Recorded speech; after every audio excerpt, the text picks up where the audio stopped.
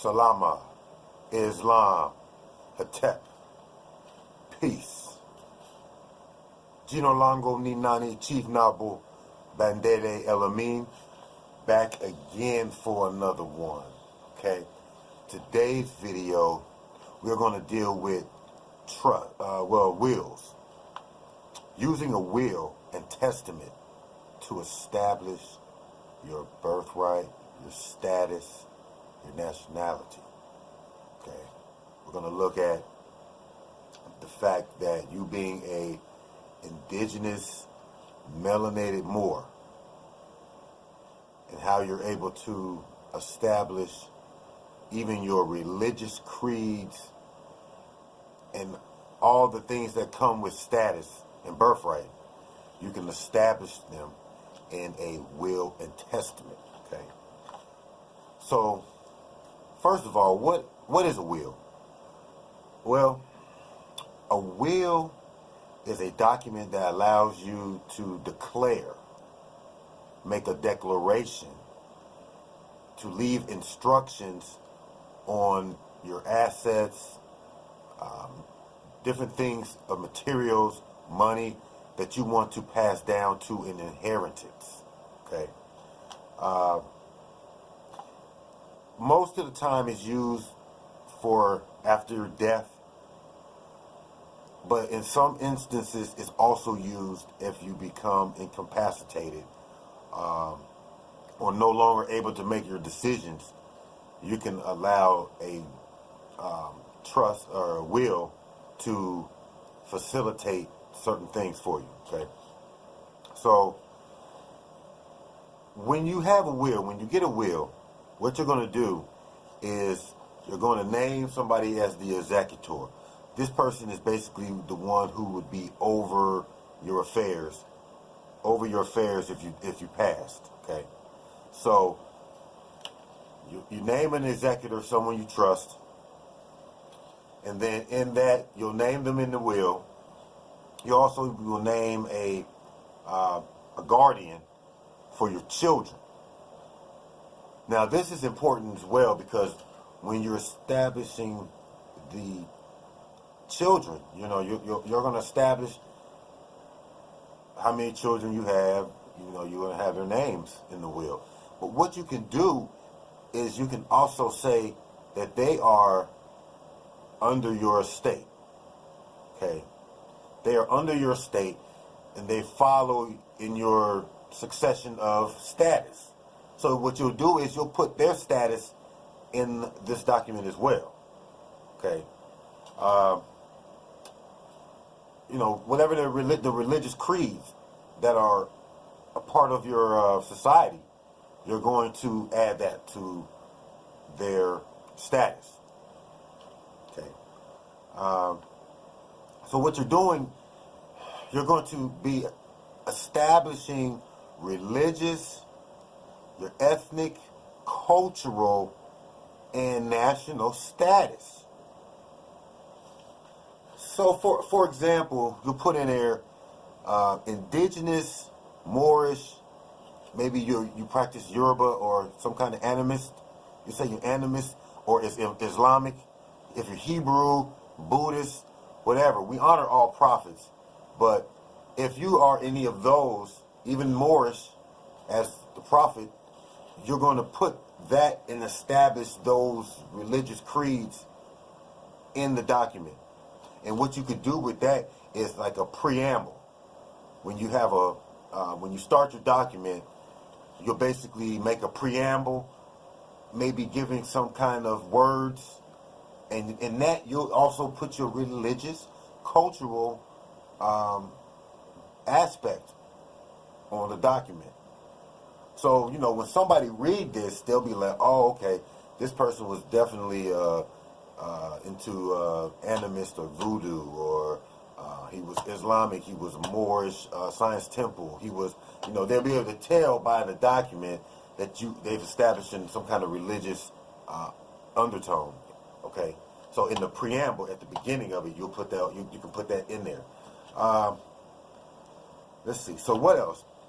So when you do all this, okay, you're establishing also, you know, if you want your property, also marriage. Like say you have someone you've been with, whether it's a male, your woman or your man, you've been with them for so long, you guys have basically been married in your mind, but you haven't did the affidavit of marriage yet. What you could do to start before you even start doing the affidavit of marriage, if you put it in your will, who each other is. So if you're a male and you got a wife, or you claim her as your wife, you would establish her status in the document. Okay. And doing these things, you declare her status as well, or his status. So, what else? The other thing is you look at, like we said, whatever assets. If there's anything that you're going to pass down, you need to have it to them. You would basically be like 100% of everything may go to this person, or 30% of this goes to this person. 50% goes here, the rest of it goes to charity, or whatever it is that you designate your assets or property. You would also describe this in that section of the will. Okay. I remember a show, or not a show, but a movie, Brewster's Millions, with Richard Pryor, where he was, going to come into a whole bunch of money if he was able to do, he had to spend a whole bunch to get even more. You know what I mean? But it was all in this person's will. So they had to go find him and tell him that he had money, to spend, and even some of the stipulations, I guess you could say, you saw in that. So I like that movie. It was a good thing. But once you've done basically that, and like I said, this is like a basic will. You can get more elaborate, depending on your circumstances. If you've been married and you got a lot of assets, then it's going to be a bigger will. If you're somebody who does have small assets, it'll be a smaller will. If you have no assets, or not much that you have to give away, it won't be a lot. So you won't have maybe a lot of the material, the assets, whatever it is, the properties. You might have properties from a house. Any of that gonna go in there.